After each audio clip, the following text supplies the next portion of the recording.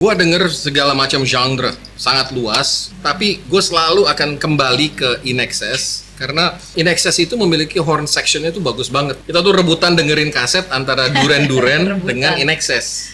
INXS itu juga membantu, jadilah diri lo, ikutin kata hati lo. Mereka tidak dilahirkan untuk menjadi frontman. Venue kecil yang gue tonton sampai ke stadium sebagai seorang fan itu, gue juga berusaha untuk move on, meskipun itu adalah suatu yang tragic. Halo, selamat datang di Retroism Plus 62. Kenangan masa lalu menambah semangat dan energi masa kini untuk menyambut masa depan. Selamat gini hari, gue Aski ditemani Budos. dan hari ini ketemu dengan Retrois. Yes. Perkenalkan Kenalin dulu. deh. Gue Dino Kusnadi, gue fans berat dari INXS. Selamat datang. Terima kasih. Ngobrolin INXS. INXS. Gue lihat nih pakai baju, ini pasti punya kenangan mantap nih. Ini baju Udah lama kaos kayaknya nih kaos. 86 Iya. yang sudah tidak boleh lagi dicuci dan hanya boleh dipakai pada kesempatan-kesempatan yang sangat Yang penting, spesial. yaitu acara ini secara spesial. Yes. Keren, thank you. Gue dikeluarin dari 86. penyimpanan Iya. Untung gak pakai. dan masih muat. Dan masih muat. Gue pengen tahu lo itu kenapa sih milih INXS sebagai grup favorit. Oke. Grup band favorit. Gue denger segala macam genre, sangat luas, mulai dari jazz, bebop, terus kemudian Elvis Presley, rock and roll, heavy metal, thrash metal dan lain-lain. Tapi gue selalu akan kembali ke INXS karena gue tumbuh sejak kecil SMP sampai mereka berhenti, meninggalnya Michael Hutchence. Itu memberi kontribusi pada fase-fase hidup gue dari album-albumnya dia. Itu menurut gue, karena again judulnya INXS itu kan adalah berlebihan kan. So mereka selalu memberikan that extra power untuk menjadikan over the top kreasi-kreasi musik-musiknya mereka. Dan secara lyrically itu kena banget di gue. Udah ada fase-fase hidup gue itu. Kalau bicara liriknya mereka tuh kebanyakan apa sih, bercerita mengenai apa sih? Liriknya mereka, in my views, adalah sesuatu yang kena pada kehidupan gue sehari-hari. Listen like thieves, terus on the bus, Pada saat remaja apa dan lainnya ya. Pada saat itu tuh ada. Tapi musiknya itu juga kalau menurut gue merupakan gabungan dari semua genre-genre yang gue juga sempat dengar. INXS itu memiliki horn sectionnya itu bagus banget, yang tidak dominan, tapi section. itu menjadi satu flavor dari mereka yang khas, unik. Yang kalau sekarang kita ngelihat band-band baru itu udah nggak mau pakai horn atau apa, tapi mereka menggunakan dari synthesizer. Tapi mereka juga tidak menolak teknologi baru karena dari keyboardisnya mereka itu juga dinamis ya. Dan mereka punya bass sectionnya itu yang sangat khas dan sangat aktif, dan itu membuat kita bagus juga untuk dance-nya gitu. So you put that in together dengan frontman yang sangat karismatik, Michael Hutchence, you have a good formula untuk menjadi band pada saat itu during the 80s and 90s, menjadi yang catchy. Wow. Nah, yang gue pengen tahu, lo tuh mulai seneng tahun berapa? Gue mulai seneng itu tahun 80-an ketika gue SMP. Jadi Berarti tahun 81 sampai 84. Itu udah ada kasetnya waktu itu. Kan kalau dengar ke Aquarius sudah ada tuh kaset-kasetnya. Udah ada? Ada. Itu tuh Album-albumnya. kaset yang kompilasi atau yang... Dari enggak, kaset satu album. Oh, Albumnya itu udah ada. Ya. INXS dari tahun berapa Mas tadi cerita dulu? INXS kan album pertamanya INXS tahun 80-an. Itu suaranya tuh masih yang kalau kita sebut grungy. Tapi buat Generation X itu taunya sebagai punk rock. Punk rock. Nah, mereka dari Australia, suaranya itu masih banyak mencerminkan musik-musik yang dimainkan di pub. Nah, these pub songs itu juga harus bisa menjadi easy didengar buat orang-orang yang lagi ngebir apa dan lain-lain. Tapi juga ke audiensnya yang sangat working people. Nah, these working people itu yang membuat mereka menginspirasi lagu-lagunya dia. Jadi inspirasi dari working people itu mereka juga musik-musiknya kayak everyday lives Yep. gitu ya. Love songs itu kan. Love songs. Ada beberapa yang politik, tapi jarang pada saat gue belajar itu. Tapi bass sectionsnya itu tuh yang selalu kena itu ya. Dan lo waktu tahun 80 kan, lo bilang awalnya lo seneng NXS. Oke. Pada saat itu teman-teman lo tuh dengerin apa? Waktu itu gue bersaing kalau kita lagi jalan bareng gitu ya, waktu terutama di SMA ya, mulai masuk SMA jalan naik mobil, kita tuh rebutan dengerin kaset antara Duran Duran dengan INXS. Oh, Dan Duran Duran gue juga Duran dengerin dengan sih gitu INXS. karena memang bassnya juga kan bagus ya. Tapi yang kurang dari Duran Duran itu horn sectionnya tuh nggak ada rhythmnya itu di situ gitu. Main-mainnya dibandingkan Iya, NXS. dan Juran-juran kan synthesizer semua. Iya. dan Kasus ini, terus mereka in my views mereka tuh terlalu Beautiful cantik, Boys mereka tuh ini lebih kan cantik. Sama ngomongnya. Gue lebih Beautiful seneng yang Boys. lebih down to earth, everyday people yang gue kena dan lebih laki. Ini nggak sih lo ngerasa apa ya, lonely nggak sih? Jadi satu-satunya yang seneng kan kalau anak-anak enggak juga zaman loh. dulu Enggak, karena kalau itu kan mereka juga kan banyak diakui musiknya itu ke dalam musik-musik pop ya. Seperti misalnya albumnya mereka Kick itu udah masuk Billboard number 1. Iya. Terus ada beberapa lagu-lagu dari mereka, 4 singlesnya mereka itu masuk ke dalam Billboard semua. Itu juga banyak yang nonton. Waktu gue nonton konser pertama gue INXS di Bonn tahun 87, itu mereka masih main di pub. Jadi gue masih ngelihat aslinya mereka dalam arena kecil, tapi gue dikelilingin sama orang-orang Jerman yang hafal sampai ke lagu-lagunya sama si teks. Kan kalau kita dulu beli platnya, kan suka ada tuh si liriknya yang di dalam sleeve-nya mereka itu ya itu di situ. Nah, orang Jerman aja bisa ngerti itu nonton, dan gue merasa gue ada semacam camaraderie dari teman-teman pecinta INXS itu di situ. tapi waktu di SMA tuh di sini gue waktu di SMP SMA itu emang lo cuman sendiri ya yang berarti Enggak, gue waktu gue SMP itu belum gue nyatakan sebagai my number one.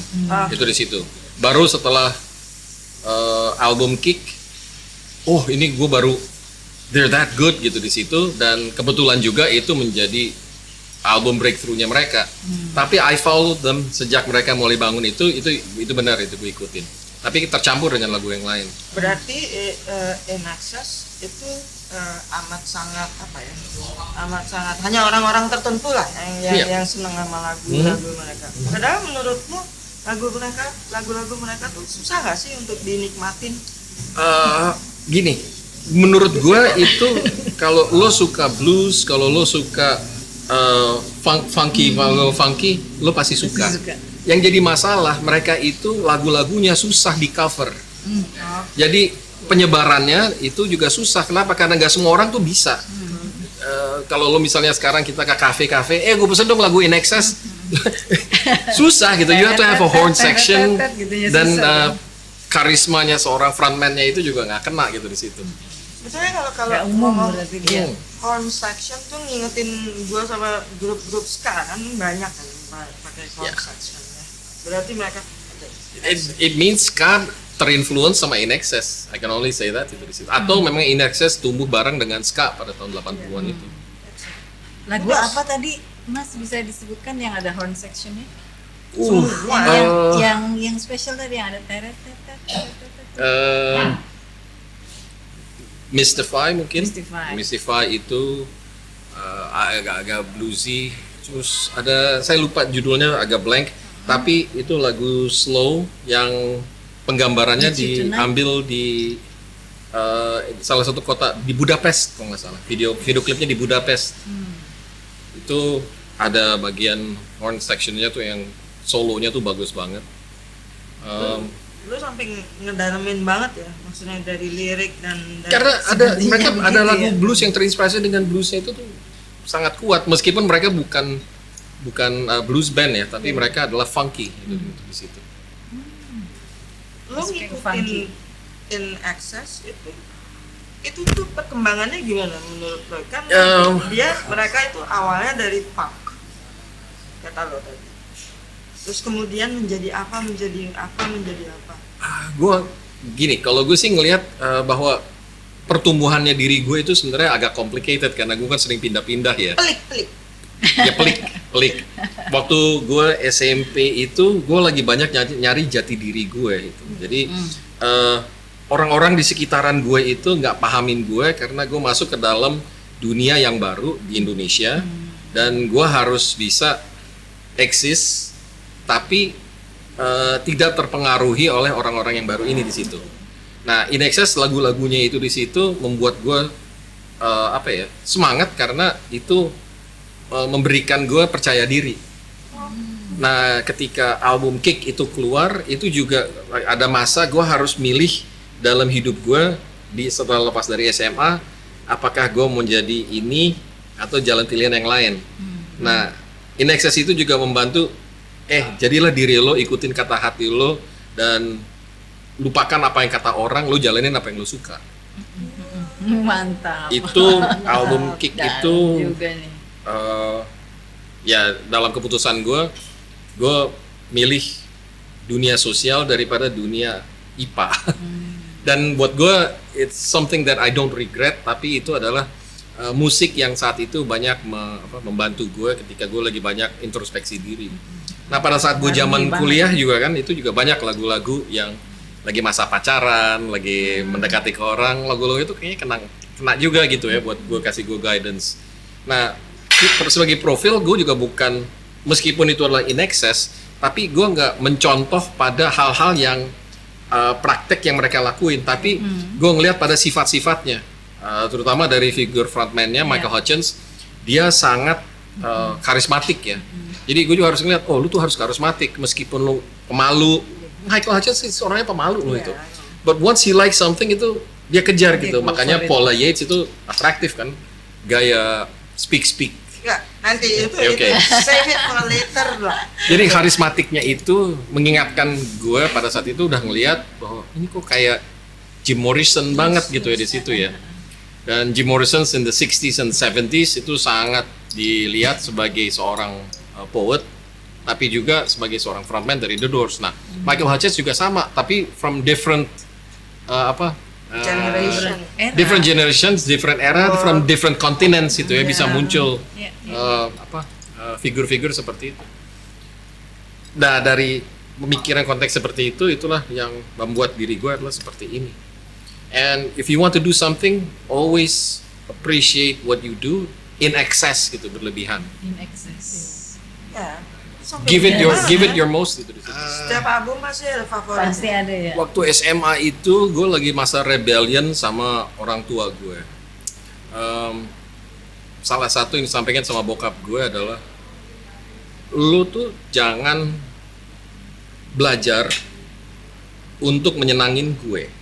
Jadi kalau lu dapat nilai bagus, itu bukan untuk memuaskan gue, tapi itu untuk diri lu sendiri. Dan bokap gue tuh nggak pernah bilang bahwa lu nggak boleh ini, lu nggak boleh itu. Bokap gue ngasih tahu, ini jalan yang benar, ini jalan yang salah. Lo boleh jalanin tapi jangan berlebihan dan selalu kembali ke yang benar. Nah, untuk gue menjawabnya itu adalah lewat musik. In Excess itu menjawab keinginan gue tuh untuk berlebihan, tapi hanya lewat musik. Tapi gue tahu, if I do something wrong, gue nggak akan kejeblos. Gue bisa, udahlah cukup. Gue waktu itu lagi seneng-senengnya minum alkohol ya, lagi kelas SMP sama SMA, lagi demen banget. SMP. Demen Di banget. Jerman kan? Enggak, di Jakarta. Waduh, bandel ya. Ya, tapi gue doyan, tapi hanya untuk mendapatkan that buzz. Dan gue bisa berhenti. Ini cukup buat gue. Jadi gue nggak sampai muntah-muntah, Jadi tapi hanya gue when to stop.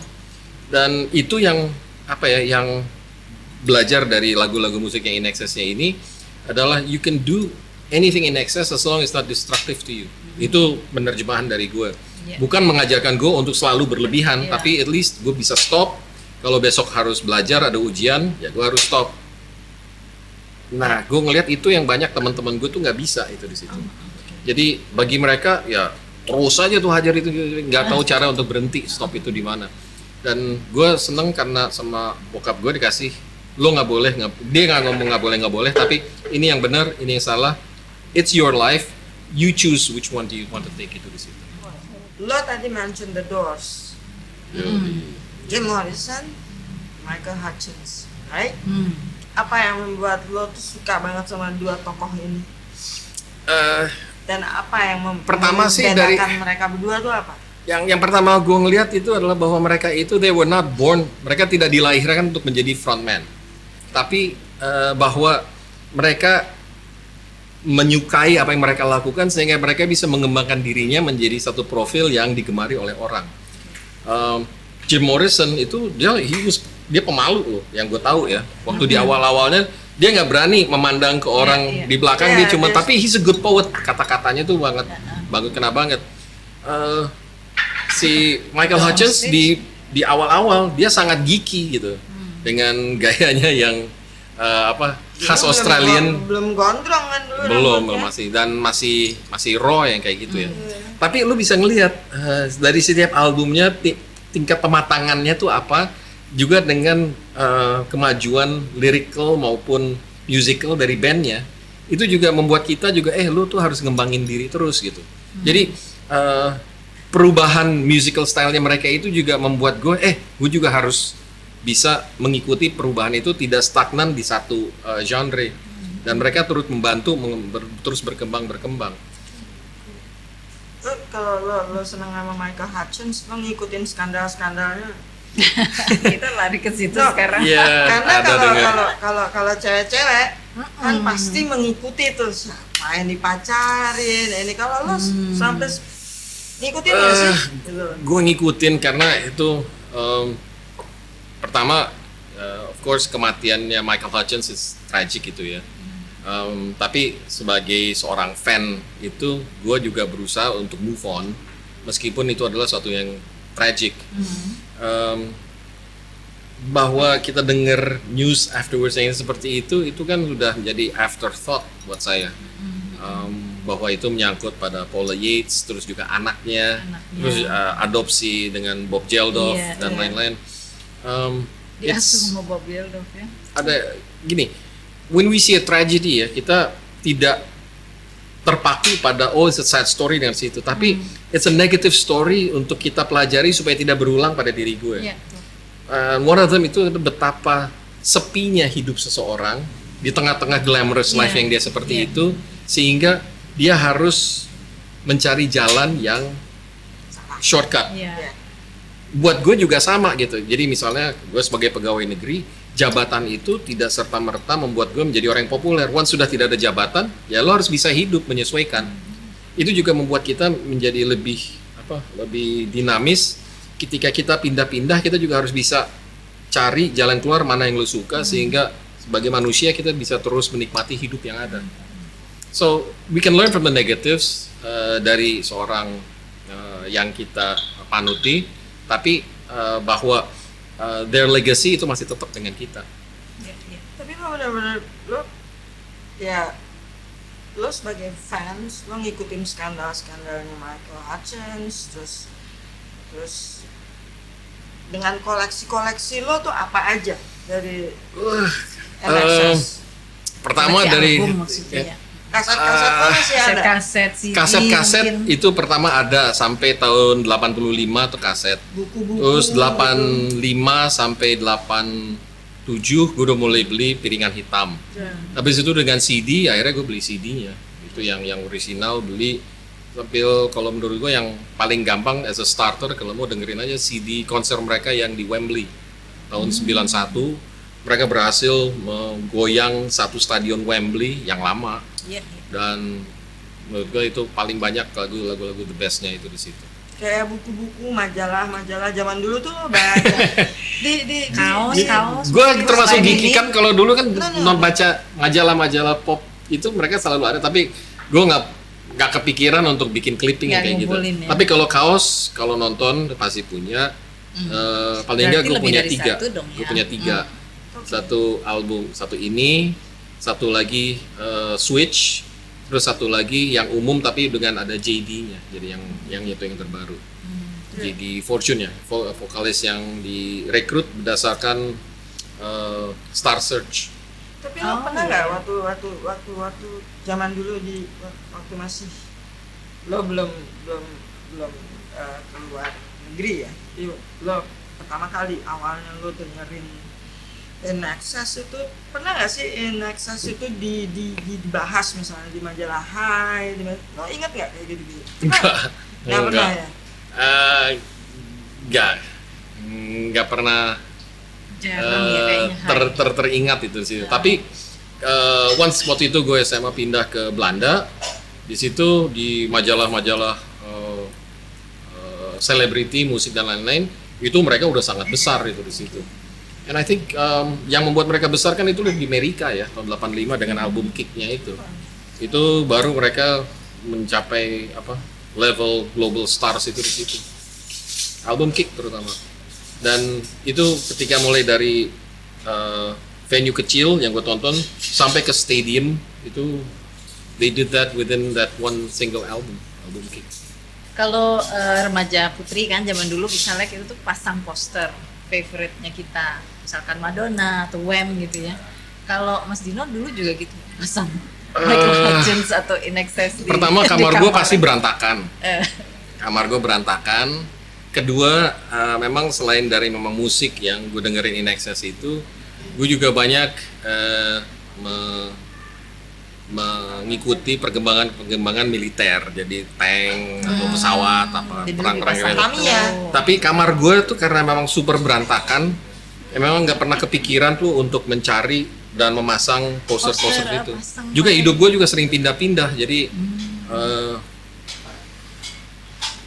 setiap 3 atau 5 tahun gue pasti pindah itu di situ. Jadi nggak punya yang tetap itu di situ. Lebih banyak hidup nomaden. Nah, ngomongin INXS, yang gue tahu salah satu grup mereka besar, salah satunya sebelumnya AC/DC kan dari Australia. Yep, Man at Work, AC/DC, Midnight Oil, Kylie Minogue, ya Kylie itu maksudnya Jason Donovan. buat di antara semua mereka itu lo masih menganggap gak ada yang bisa nyanyiin INXS? Musically, kalau menurut gue yang paling sempurna itu adalah INXS. Ekspor dari Australia. Ekspor dari Australia karena mereka horn section, bass, rhythm, dance-nya, terus juga dari segi visualnya. Bijis nggak dong ya? Bisa gede. Tapi money wise, gue juga denger AC/DC dan AC/DC nggak ada juga sih kaos yang lebih butut. Hanya dalam garis hidup gue nggak pernah berpotongan dan nonton konsernya gitu. Tapi kalau INXS harusnya gue nonton terakhir yang di Canberra ketika mereka punya singer baru, tapi tiketnya yang gue beli ini hari H-nya gue harus kerja dinas keluar kota. Jadi akhirnya istri saya yang lagi hamil 9 bulan tua, saya minta tolong sama teman saya yang tentara Australia untuk mendampingin istri saya bule. Jadi karena sedang hamil tua, jadi dudukin di kursi roda, terus di dekat emergency room, dan memang ada tim kesehatan dengan ambulan yang siap kalau tiba-tiba putri saya yang kedua itu harus lahir di situ. Itu tuh gimana sih perasaan lo tuh? Lo nggak bisa nonton ya, ada gila. Ya, gue waktu itu. Oh, tapi udah bukan Michael Hutchence ya? Udah bukan Michael Hutchence, tapi kan masih tetap pengen nonton. Hanya kewajiban gue harus dinas pergi, ya gue mau nggak mau. Gue cuma bilang kaos sama hoodie, lo mesti beliin. Dan sampai sekarang hoodie-nya gue dicomot sama anak gue sekarang dipakai. anak lo juga seneng sama Enggak, dia seneng kaos-kaosnya aja sih. Oh iya. Cuman kaos ini doang yang nggak boleh ambil. Zaman sekarang. Jadi hoodie gue diambil INXS sama kaos Def Leppard gue. Oh. Karena lebih berwarna ya. Yang ini nggak boleh sih dia pakai. Nggak boleh. Gue nggak dengerin lagu-lagu zaman sekarang ya, yang sekarang banyak dipengaruhi sama synthesizer sama dan lain-lain. Tapi lo kalau denger dari album pertama sampai album terakhir, lo bisa ngelihat betapa mereka selalu berubah instrumental wise dalam membawakan lagu. Yang tadinya cuma simple riff dan lain-lain sudah demikian menjadi lebih sophisticated pada album-album mereka, dan lirik lagunya itu juga sudah menjadi dewasa. Mereka tuh horn sectionnya itu mulai tahun berapa? Udah dari awal. Udah dari awal. Itu awal, dari ya? Faris Bersaudara kan itu dia yang pakai gua horn section. Faris bilang, Bersaudara. Berarti ada pengaruh ska-nya juga kali ya, karena horn section tuh kan. Ya, horn sections kan itu artinya ada lebih dari satu, padahal ini cuma satu orang doang aja. Saksofonnya ya, saksofon. Saksofonnya itu yang bikin seksi. Iya. Cerita dong soal yang udah nih Michael Hutchence nggak ada ya, tragedi. Terus penggantinya gimana tuh para fans menerima penyanyi baru? Pertama kan memang karena gue tidak terpaku pada satu era dari mereka, gue juga ngarepin bahwa spirit dari In Excess yang terus berubah dan berkembang bisa menyesuaikan dengan jiwanya gue pada tahunnya itu di situ, dengan kekhasan khusus yang mereka bawa. Nah, bahwa mereka mengambil jalan lewat proses pencarian bakat secara global dari Kanada, Amerika, Australia, bahkan dari Indonesia pun ada ya calonnya satu. Ada. Siapa mas? Arman Maulana. Arman itu menjadi salah satu strong contender gitu ikut. Arman sempat masuk terkenal. Hanya memang dia kalah. Tapi kan lewat proses finalnya dan itu masuk di TV, kita nonton. Akhirnya JD yang terpilih orang Kanada. Ya itu dianggapnya bisa melanjutkan spirit keineksesannya yang muncul, bahwa secara ekonomi bahwa itu tidak populer atau tidak didengar, ya kembali lagi gue pasti denger, gue beli juga kok ininya CD-nya yang mereka keluar. Kalau dari segi suaranya beda banget, ya sama banget. kan memang mereka juga pasti akan diminta untuk membawakan lagu-lagunya itu ya. Dari segi power ada sama, tapi emang gue harus akuin karismanya nggak bisa ngalahin. Nggak bisa ngalahin dari Michael Hutchence. Nggak dapet ya. Lu pernah berpikir nggak bahwa lu amat sangat mengenal In Excess tuh dari awal sampai yang Michael Hutchence? Nah, kalau sampai sekarang Michael Hutchence masih ada dan masih menciptakan lagu, Yep. untuk zaman sekarang masuk nggak? Masuk. Really? Yakin gue masuk. Yakin gue Yakin? masuk. Yakin. Karena mereka itu juga sangat dinamis menyesuaikan dengan zaman musik, dan dia tetap bisa membawakan the spirit of that kind of music pada generasi-generasi berikutnya. Contoh case bisa ngelihat Rolling Stones ya. Album barunya mereka keluar Oktober kemarin, dengan gayanya mereka seperti itu, musiknya itu bisa tetap dijual kepada para pendengar musik yang generasi umurnya antara 20 sampai 40. Yang mereka merasa beruntung adalah bahwa yang mereka dulu dengar pada zaman gue SMP dan SMA, sekarang kita sudah punya expendable funds ya. Jadi mereka juga punya support itu gitu. So I think mereka pasti akan tetap laku. Bedanya ketika mereka lewat Star Search-nya itu dengan chemistry pasti akan berubah. Tapi as a band mereka juga sangat kompak, tidak serta-merta mudah berubah, atau dari album pertama sampai terakhir mereka ganti-ganti formasi, tapi dengan aman. Mereka masih tetap kompak karena again yang seperti Budos bilang, kan tulang punggungnya 3 Faris Bersaudara itu yang di situ. Faris Bersaudara.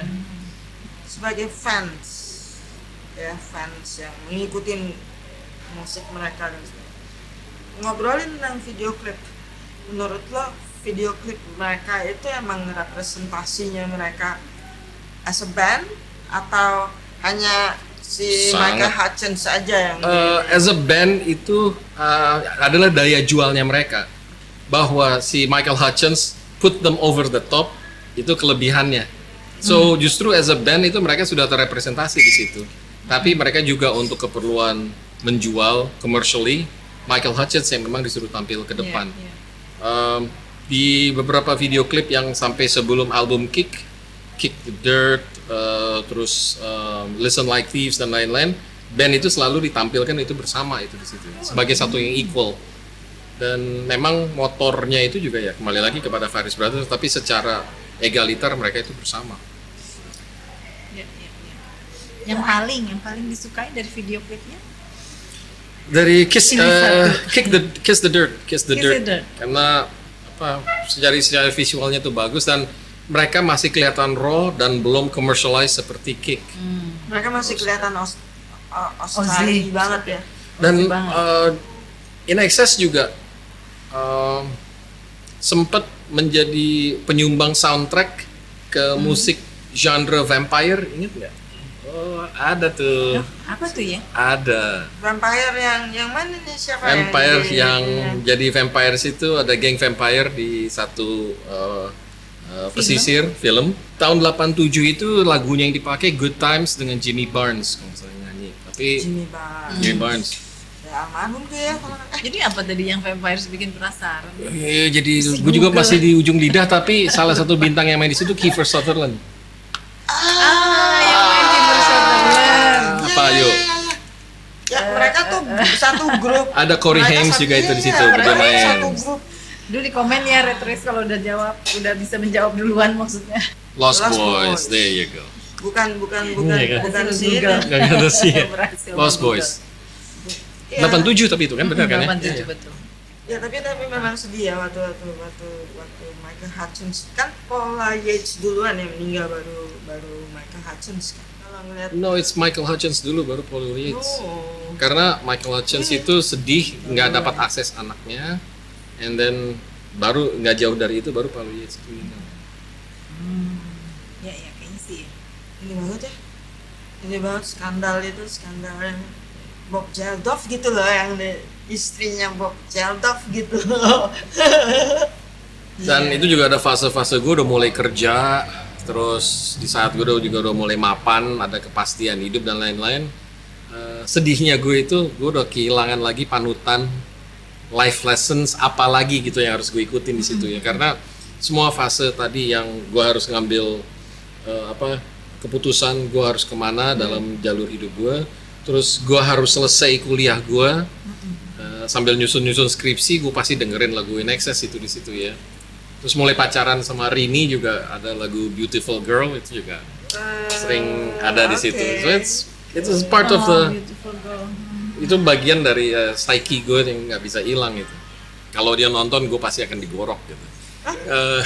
Jadi ada satu kejadian karena kalau naik mobil gue kan selalu dengerin lagu In Excess, album Kick gue puter, lagu Devil Inside itu pasti suka gue kencengin kan. Dan pas pagi itu giliran dia lagi nyupir, dan Rini kalau lagi nyupir dia bilang, gue pusing nih lagu apaan sih, langsung dimatiin. Oh, you do not touch In Excess itu gue bilang. Ya gue nggak kepikiran sampai apa, tapi berani juga nih cewek matiin lagu kesukaannya gue gitu ya gitu.